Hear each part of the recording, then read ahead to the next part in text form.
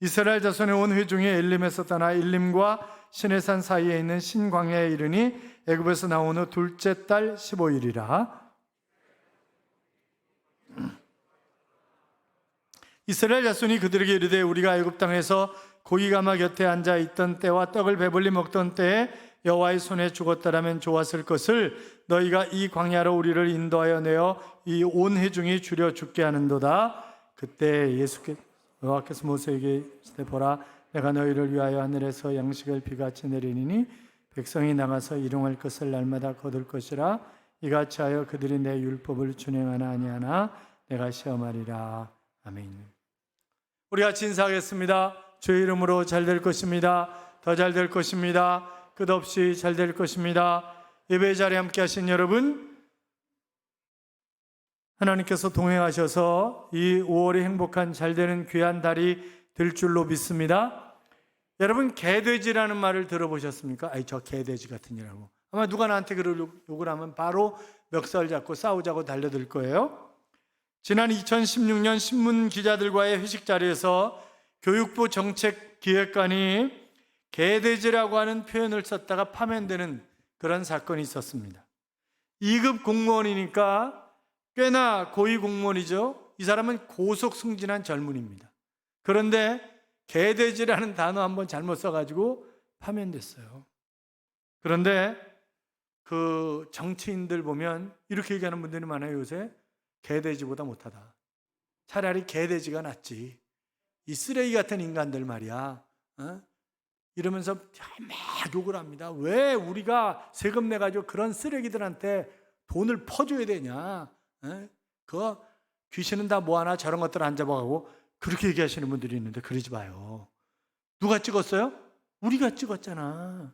우리가 찍었는데 그렇게 얘기하면 안 돼. 근데 욕은 하고 싶어. 그렇잖아요. 욕은 하고 싶어.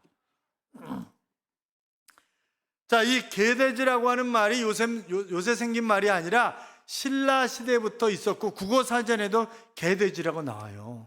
그래서 개와 돼지를 아울러 이르는 말, 미련하고 못난 사람을 비유적으로 이르는 말, 이렇게 되어 있습니다. 자, 개돼지는 진짜 개와 돼지를 뜻하기도 하지만 실상은 사람들을 비유한 그런 말이죠. 그러니까 이 미련하고 못돼 먹은 그런 사람을 개돼지라고 얘기를 하는데 개와 돼지가 얼마나 억울하겠어요. 여러분 생각을 해보세요. 그렇잖아요. 그런데 이 개돼지라고 하는 것이 성경에 나와요. 성경에. 마태복음 7장 6절에 보시면 거룩하는 것을 개에게 주지 말며 너희 진주를 돼지 앞에 던지지 말라. 그들이 그것을 발로 밟고 돌이켜 너희를 찢어 상하게 할까 염려함이라 그랬습니다. 여기 개돼지는 개나 돼지에게 귀한 거 주지 말라. 예수님이 하신 말씀이세요. 진짜 개와 돼지를 얘기하시려고 하는 것이 아니라 개, 돼지처럼 어리석고 분별력이 없는 그런 사람들을 지칭하는 그런 표현 아니겠습니까? 베드로서 2장 22절에도 보면 참된 속담에 이르기를 개가 그 토하였던 것에 돌아가고 돼지가 씻었다가 더러운 구덩이에 도로 누웠다는 말이 그들에게 응하였도다 그랬는데, 자, 자꾸 더러운 데로 돌아간단 말이죠. 네, 그렇잖아요. 여러분, 개가 토한 거, 지가 토한 거 지가 먹는 거 보셨어요? 집에서 개를 안 키우시니까 잘 모르시는구나. 제가 어렸을 때 집에서 개를 키웠어요. 지가 토하고 지가 처먹어. 죄송해요, 처먹다 그래서. 그건 처먹는 거지. 그렇잖아요. 그러더라고. 돼지는요, 아무리 씻어지고 그래도 다시 똥구덩이로 기어들어가, 이 돼지가. 자, 그러니까 소중한 것을 구분하지 못하고 자꾸 과거로 돌아가려고 하는 것, 그것이 바로 개돼지와 같은 것이다. 지금 이런 표현을 쓰고 있는 것입니다. 베드로서 2장 22절의 말씀이 나온 배경이 있어요. 사도 베드로는 당시 교회 안에 몰래 침투한 거짓 선지자나 거짓 교사들이 있었는데 그들이 사람들을 자꾸 미혹하는 거예요. 그러니까 또 거기에 홀딱 넘어가네. 넘어가니까 차라리 개돼지 같은 거 아니냐, 그거. 차라리 첨석도 안 믿는 게 낫다. 그러니까 예수 그리스도를 구주와 주님으로 영접해서 하나님의 자녀가 되었어요. 그런데 넘어가는 거예요. 지금도 마찬가지잖아요. 한국 교회가 이단이라고 하는 신천지나 하나님의 교회나 이런 사람들이 굉장히 극성을 떨면서 전도를 하고 그러잖아요. 그러니까 이제 그때도 마찬가지였다는 거죠.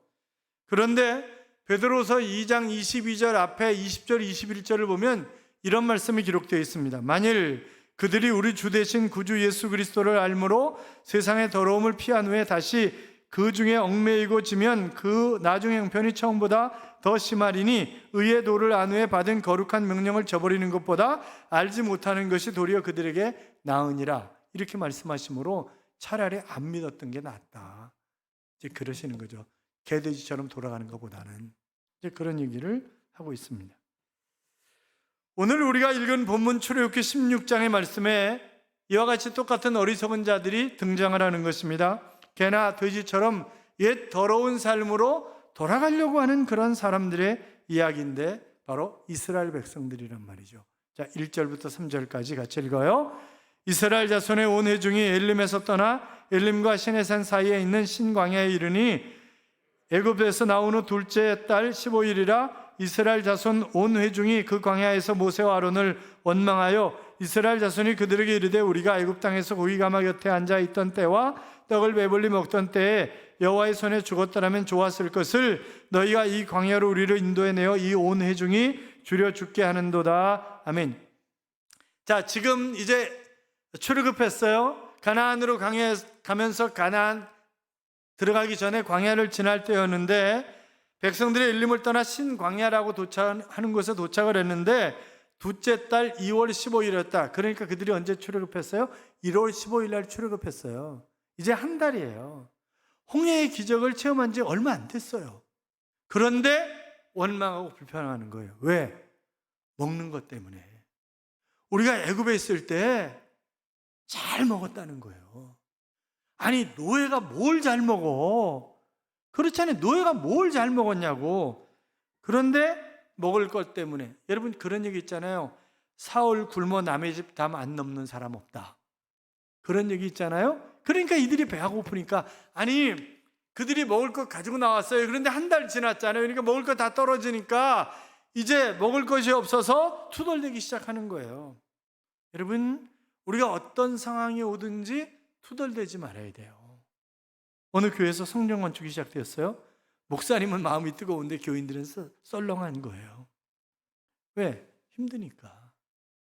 이때 하나님 앞에 제일 먼저 감동된 사람이 있었는데 시장에서 바구니를 파는 그런 아주머니였습니다. 그런데 이분이 전 재산을 다 가지고 목사님한테 온 거예요. 전 재산이라고. 그러니까 목사님이 어떤 형편인지 뻔히 아는데, 그래서 성도님, 이렇게 신앙생활 하시면 안 돼요. 지금 어떻게 사시려고 이걸 다, 재산을 다 가져오시면 어떡하냐고. 그러니까 이분이 하는 얘기가 하나님이 저한테 확신을 주신 게 있어서 그래요. 목사님 만류하지 마세요. 하나님이 저한테 응답을 주셨는데 왜 그러세요? 그리고 놓고 도망가는 거죠, 그냥. 그런데 막 안에서 기쁨과 찬송과 감사가 막 흘러넘치더라는 거예요. 그런데 길을 가는데 애가 하나 막 죽는다고 대골대골 굴르는 거예요. 그런데 성령의 음성이 가서 기도해줘라. 가서 기도해줘라. 그러는 거죠. 그래서 가서 기도를 했더니 얘가 거짓말처럼 순식간에 싹 나아버린 거예요. 별로 또 기분이 안 좋으시구나. 하여튼 남이 뭘 잘 되는 꼴을 못 봐. 하여튼. 얘가 그냥 난 거예요. 그리고 이 여자 성도님이 기도만 하면 다 낫는 거예요. 기도만 하면. 이거 막 사람들이 기도받으려고 줄을 서는 거죠. 그분이 누구냐? 기도의 어머니로 살았던 고 현신의 권사님이에요. 그러니까 여러분, 우리가 어떤 일이 있으면 충성하고 막 순종하고 그래야 되는 거지, 그게 내가 불평하고 원망하면 결단코 우리의 가나안 땅에 들어갈 수가 없는 것입니다. 자, 양식이 없다고 원망하기보다, 아니 홍해를 가르쳤던 하나님이신데, 구름 기둥 불 기둥으로 인도하시는 하나님이신데 그 하나님을 의지하면 그 하나님을 굶기시겠어요? 그런데 원망하고 불평하는 거예요. 지금 모세를 원망하고 불평하는 건데, 그것은 모세를 원망하고 불평하는 게 아니라 하나님을 원망하고 불평하는 거잖아요. 그래서 하나님이 만나를 주셨어요. 이 만나는 이게 뭐야? 그게 만나예요. 그러니까 만나라고 하는, 마누라고 하는 이름의 뜻은 이게 뭐예요? 그러니까 백성들이 나가보니까 뭐 작고 둥글고 뭐 하여튼 이상한 게 있는 거예요. 이게 뭐야? 그게 만나라니까. 그게 그 이름의 뜻이. 그래서 그걸로 명명을 한 거예요. 자, 보세요.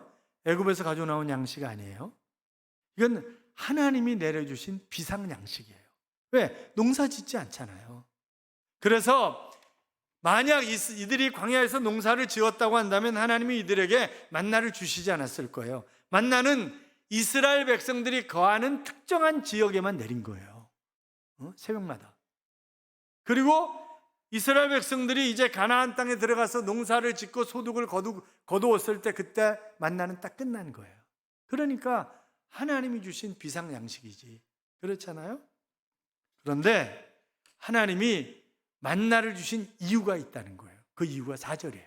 4절 같이 읽어요. 그때 여호와께서 모세에게 이르시되 보라 내가 너희를 위하여 하늘에서 양식을 비같이 내리니 백성이 나가서 일용할 것을 날마다 거둘 것이라 이같이 하여 그들이 내 율법을 준행하나 아니하나 내가 시험하리라. 아멘. 만나를 주신 이유가 뭐라는 거예요?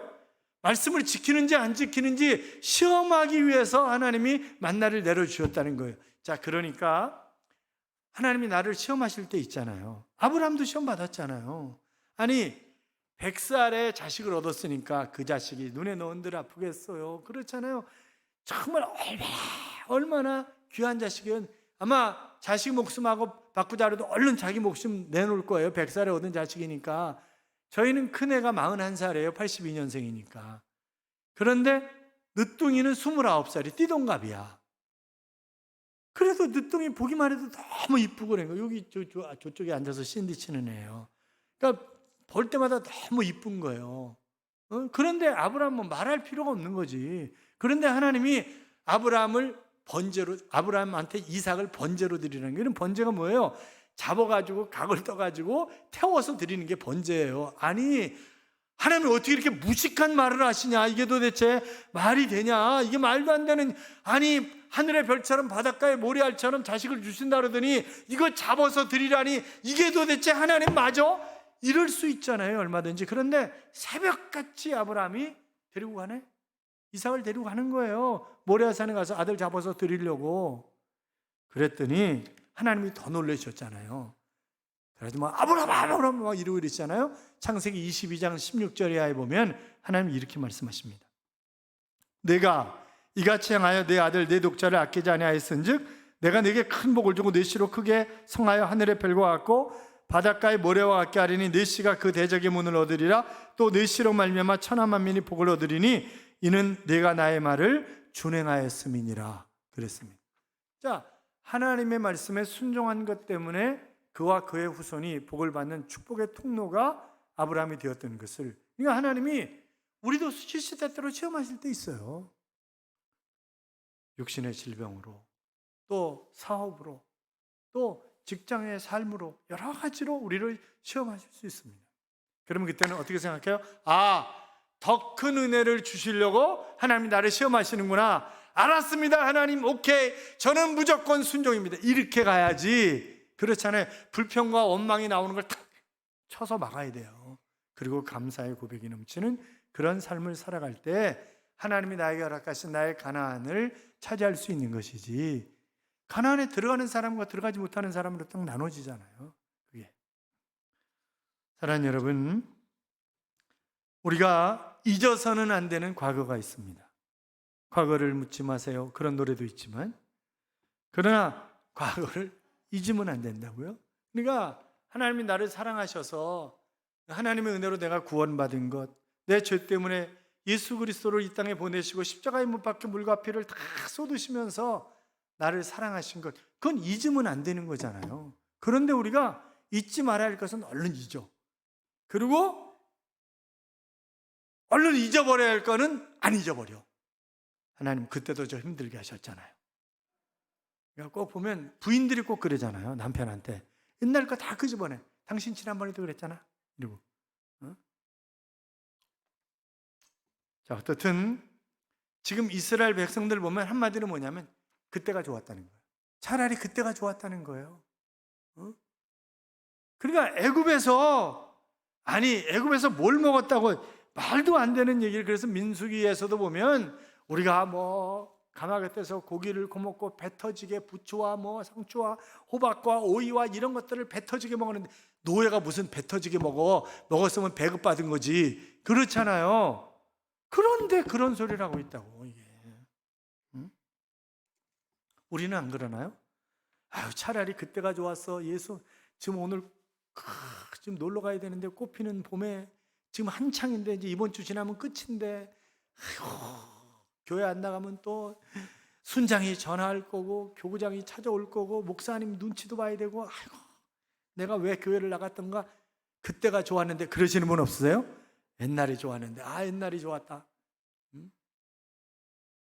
하지만 여러분, 그렇지 않아요. 이 사람들 왜 그래요? 노예 근성을 못 버린 거예요. 노예 근성을. 캐나다 빅토리아 대학의 브래들리 교수가 쓴 로마 제국의 노예와 주인이라고 하는 그런 책이 있습니다. 그러니까 로마 제국 때 대형 건축물들이 굉장히 많이 세워졌는데 그것은 노예 노동력으로 가능했던 것이지.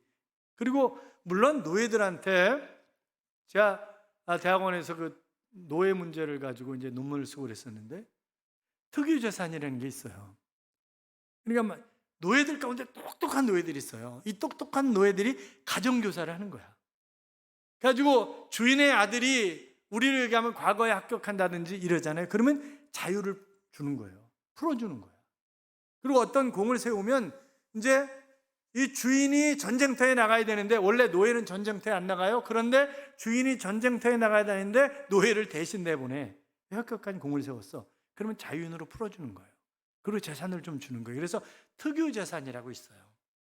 그런데 소수야. 다수는요, 아니야. 그리고 평생 노예로 살았기 때문에 자기가 자유인이 되었다 할지라도 다시 찾아와, 주인한테. 그래가지고 제발 먹여주고 재워주기만 하면 되니까 자기를 노예로 삼아달라는 거예요. 왜? 그전에는 주인이 다 시키는 것만 하면 됐었잖아요. 그런데 자기가 모든 것을 헤쳐나가야 되니까 이게 힘든 거예요. 그래서 노예로 다시 돌아오는 거예요. 마찬가지로 지금 애굽으로 돌아가잖아요. 왜 우리를 여기서 굶겨 죽이냐? 지난번에 또 물에 빠져 죽이려고 하느냐? 그러더니 이번에는 또 굶겨 죽이려고 그러냐? 이러고 아우성을 치는 거예요.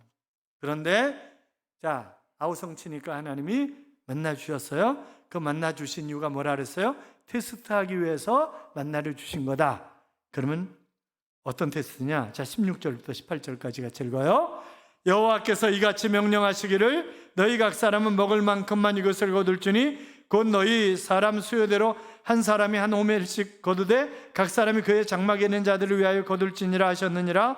이스라엘 자손이 그같이 하였더니 그 거둔 것이 많기도 하고 적기도 하나 오멜로 되어본즉 많이 거둔 것도 남음이 없고 적게 거둔 것도 부족함이 없이 각 사람은 먹을 만큼만 거두었더라. 아멘.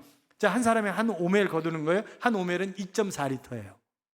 그런데 거두는데 이렇게 생각하는 사람 있잖아요. 하나님 내일 안 주시면 어떡해. 그러니까 오늘 있는 대로 긁는 거야. 있는 대로 긁는 거야. 이러고 막 있는 대로 긁어요. 막. 좀 게으른 사람도 있잖아요. 뭐 일 때문에 좀 늦게 나와서 이거를 좀 조금밖에 먹고. 그런데 대빵 해놓고 재면 똑같아. 희한하게 넣고 재면 똑같은 거예요, 이게. 그러니까 하나님이 참 기가 막히게. 그리고 또 남기잖아요. 남기지 말라 그러셨어요? 그런데 남겼어. 좀 오늘 아꼈다가 내일 어떻게 될지 모르니까 좀 남겨놔야지. 그러면 바로 벌레가 생겨. 그리고 냄새가 나. 먹을 수가 없는 거예요. 왜? 하나님의 비상식량이잖아요, 그게. 여러분, 왜 테스트 하시는 거예요? 왜 하루치만 거두라는 거예요? 왜 매일같이 하루치만 거두라는 게 뭐예요? 매일매일 삶을 하나님이 책임져 주시겠다는 거예요. 내가 이것을 믿느냐? 이것을 지금 테스트하고 계시는 거예요. 그러니까 오늘 먹여주시는 하나님, 내일도 모레도 하나님이 내 인생을 책임져 주실 것이다 라고 하는 그런 믿음이 있는가 없는가를 하나님이 테스트하고 계시는 거라고요. 그런데 그거 못 믿어. 그래가지고 막 아껴서 남기면 벌레가 먹어. 그런데 단 안식일 전날만 이틀치를 거두는 거예요. 그러면 그건 또 안 썩어. 냄새도 안 나. 벌레도 안 생겨. 왜? 안식일 날은 온전히 지켜야 되니까. 그거 거두러 가는 게 아니니까. 그러니까 안식일 전날만 이틀치를 거두는 거예요. 그러니까 참 기가 막힌 하나님이다. 그렇게 우리가 볼 수 있습니다. 사랑하는 여러분, 하나님이 테스트하시는 이유를 우리가 분명히 기억하자고요. 하나님이 내 삶을 책임져 주신다라고 하는 그런 의식이 분명하면 하나님이 그 사람의 삶을 책임져 주시는 것입니다. 사랑하는 여러분, 우리가 종종 하나님과 거래할 때가 있어요. 하나님, 이번에 복을 주시면 제가 틀림없이, 저는요 그 전에 기도를 하다가 제가 좀 일찍 나가잖아요. 일찍 새벽 기도 나오고 일찍 나가요. 깜짝 놀랐어요. 하나님, 오늘 복권을 삽니다. 당첨되게 해주세요. 그러면 제가 11조가 아니라 10의 5조를 드리겠습니다. 하나님도 이익이잖아요. 교회도 이익이잖아요. 그러니까 당첨되게 해주세요. 뭐 꿀밤을 한 대 주고 지나가고 싶더라고요. 그러니까 그런 건 아니잖아요. 그거는 아니지. 그렇잖아요. 거래를 해. 하나님 뭐라 그러세요? 네가 먼저 드려. 하나님은 항상 네가 먼저 드려. 근데 우리는 먼저 주세요. 그러면 제가 할게요. 아니, 네가 먼저 드려. 하나님 그렇게 얘기하시는 거예요. 여러분, 하나님과 거래가 되겠어요? 거래가 안 되는, 그건 거래할 수가 없는 거예요. 참 안타까운 것은 이스라엘 백성들이 하나님의 테스트에 합격하지 못했다고 하는 사실입니다. 이들은 하나님의 순종의 테스트에 합격하지 못했고, 그래서 만약 그들이 순종했다고 한다면 만나와 메추라기뿐만이 아니라 더 놀라운 것을 주시지 않았겠어요?